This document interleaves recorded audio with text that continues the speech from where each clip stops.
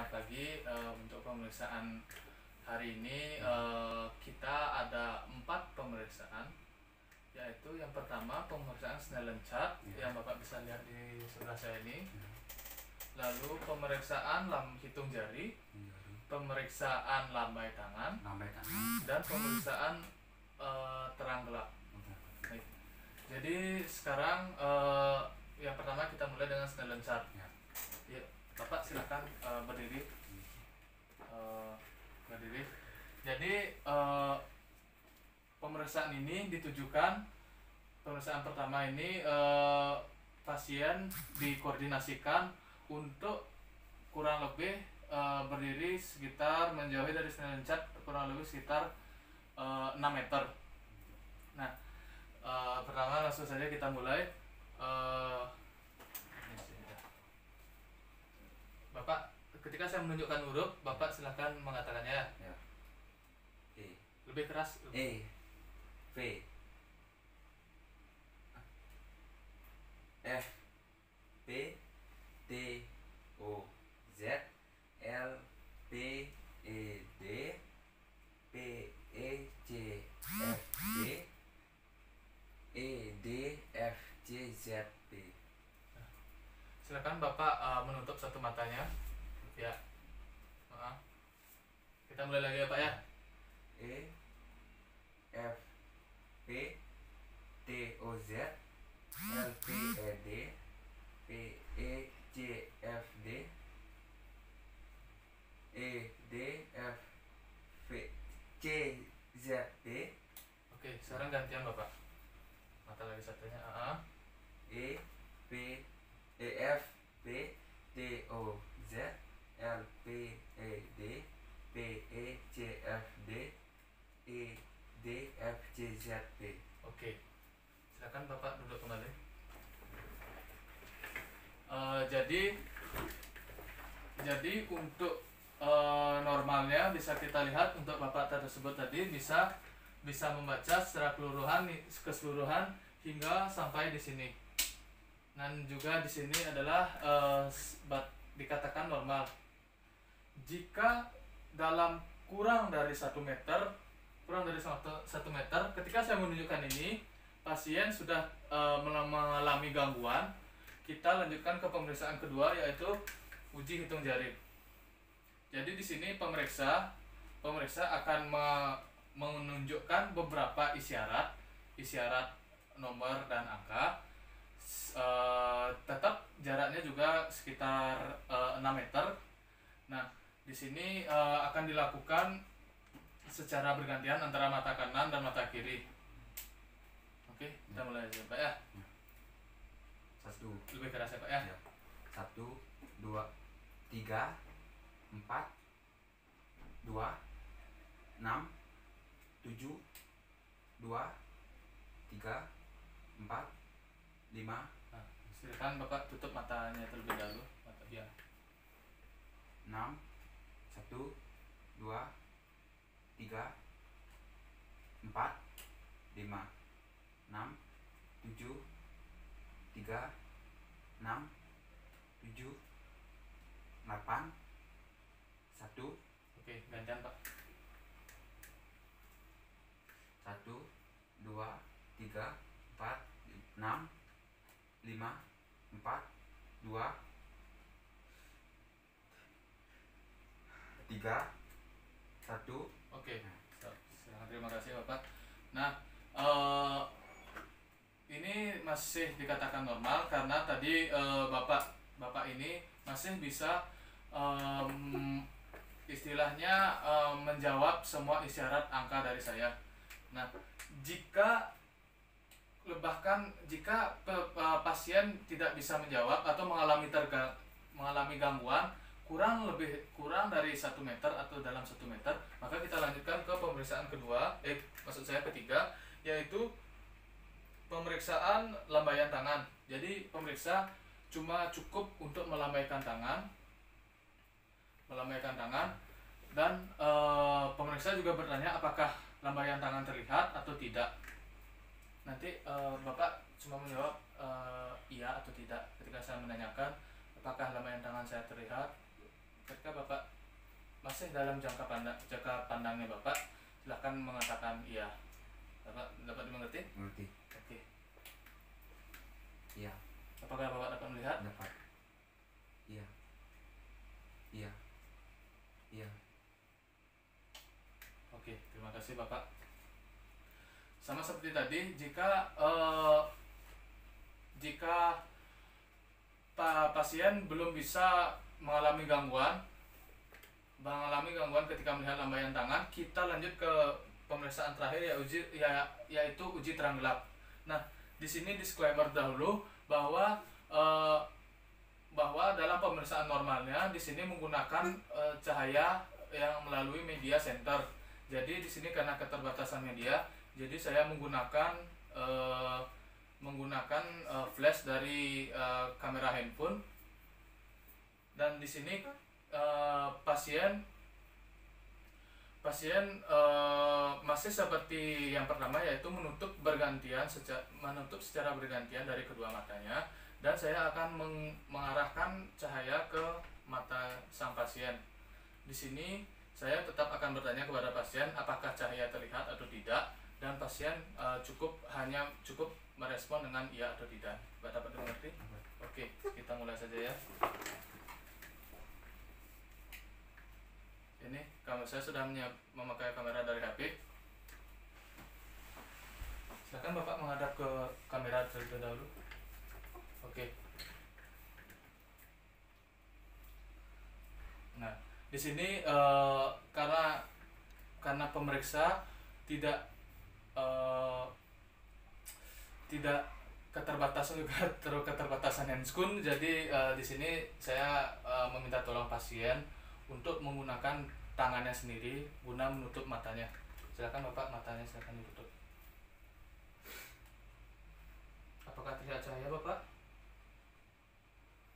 Silakan Bapak, lagi sekali. Apakah terlihat cahaya Bapak? Oke. Untuk pemeriksaan Jadi untuk pemeriksaan visus mata telah selesai. Nah, sekarang kita lanjut ke pemeriksaan bola mata luar. Nah, pemeriksaan ini sangat memerlukan handscoon, dan mohon maaf sebelumnya karena di sini keterbatasan handscoon. Jadi saya akan menggunakan media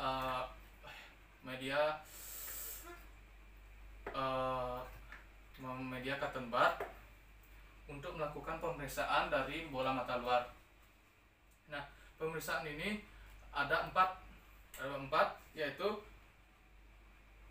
ada tiga, yaitu yang pertama pemeriksaan palpebra, pemeriksaan konjungtiva, pemeriksaan refleks pupil. Nah, di sini ayo sebelumnya untuk sebagai efisiensi diri,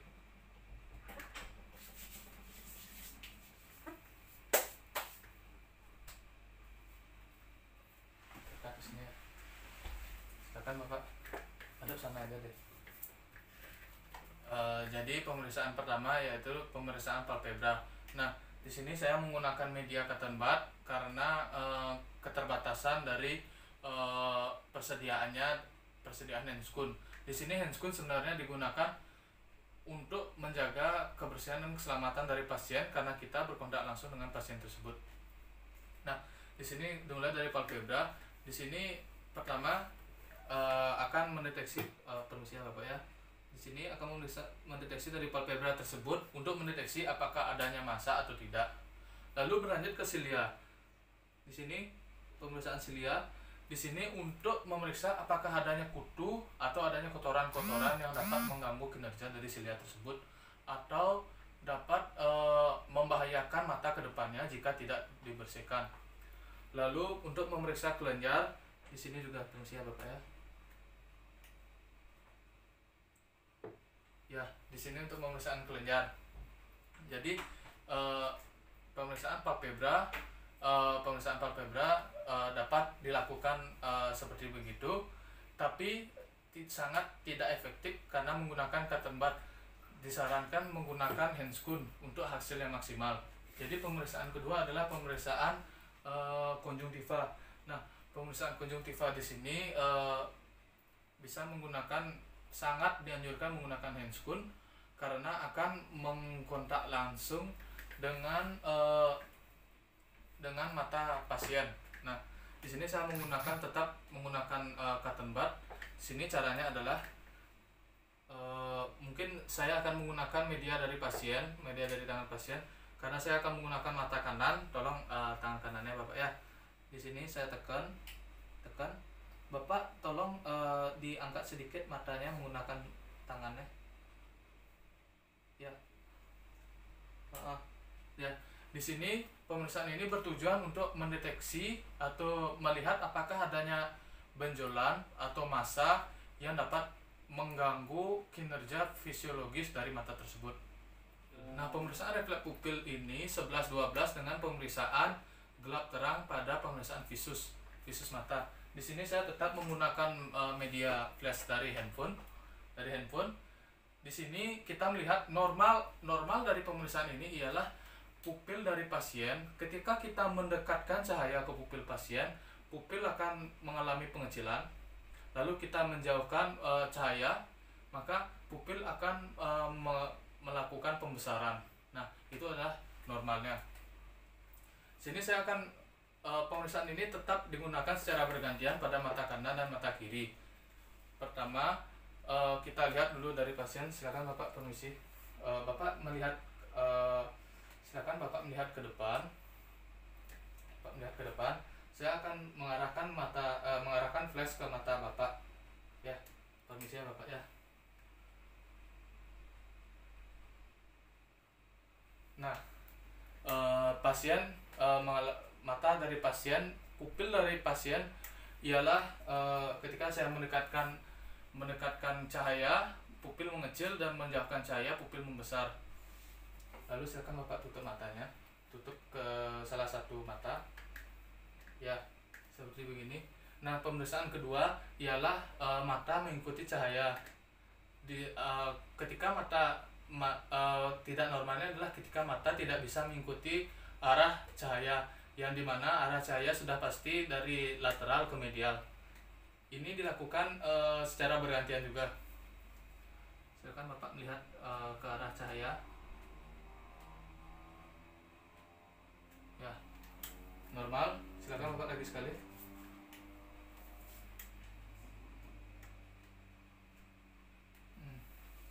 Nah, pemeriksaan bisa lebih efektif jika dilakukan dengan pasien membantu dengan tangannya untuk seperti membelah wajahnya. Coba Bapak silakan seperti begini Bapak.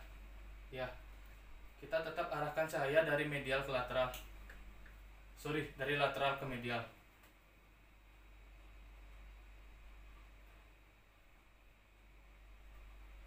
Silakan Bapak ikuti cahaya lagi sekali.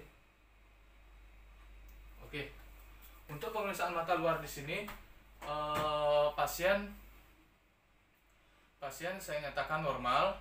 Saya nyatakan normal karena tidak ada tanda-tanda dari kelainan atau terganggunya dalam mengikuti pemeriksaan tersebut. Selamat siang. Jadi di sini saya akan menjelaskan mengenai pemeriksaan tekanan bola mata.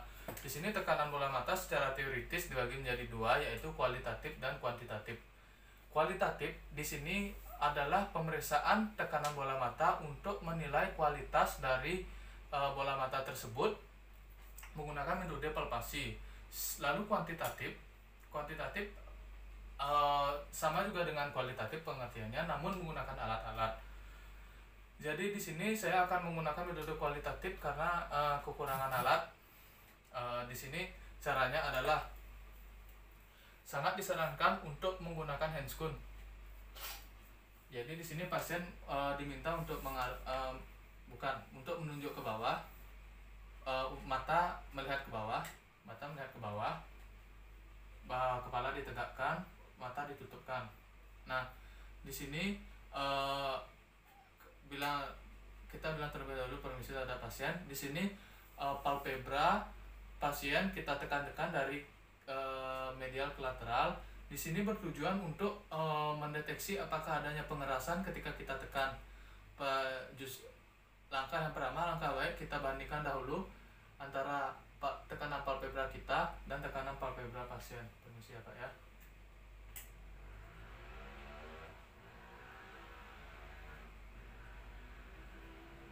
Nah, di sini dalam pemeriksaan khusus dalam pasien ini tidak ada pengerasan dari bola mata pasien. Jadi dapat dikatakan bahwa itu normal. Jadi pemeriksaan untuk mata sudah selesai. Terima kasih.